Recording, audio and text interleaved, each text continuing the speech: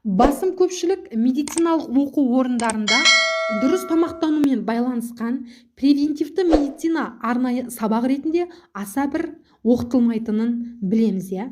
Теледидар, интернет желілерінде дәрі немесе дәрумендердің жарнамалары жер жарады.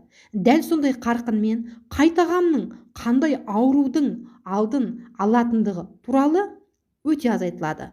Қанымызға сіңген қасиет пе, білмедім. Ауырып ем іздеудің орнына ауырмаудың жолын қарастырмаймыз. Осы тұста құрамы зерттелген стандарттарға сай келетін дәрумендерді ұсынып көрмекпін. Ең бірінші өнімнің халалдығы маңызды және де табиғилығы.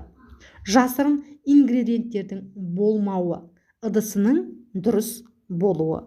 Ағзадағы дәрумендердің жетіспеушілігін анализ тапсырып анықтап алған жөн. Бірақ профилактика ретінде профилактикалық дозамен анализ тапсырмай-ақ қабылдау керек дәрумендерге тоқталамын. Ең бірінші қажет ол Д3. Д3 әсіресе осы күн суытып, далаға көп шықпайтын уақытта ағзаға өте қажетті.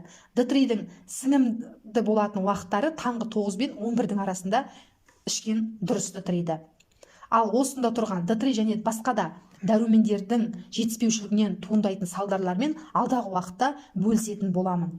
Ары қарай біздерге қажет ол омега-3. Балықты күніге тұтынып отырмағандықтан осындай түрдегі омега-3-ді қабылдауға тура келеді. Егер вирустық немесе бактериялық қандай да бір кезеңге тап болса ағзамыз, тіпті айтылған дозадан артық мөлшерде қабылдау керек дәрумен ол С дәрумені.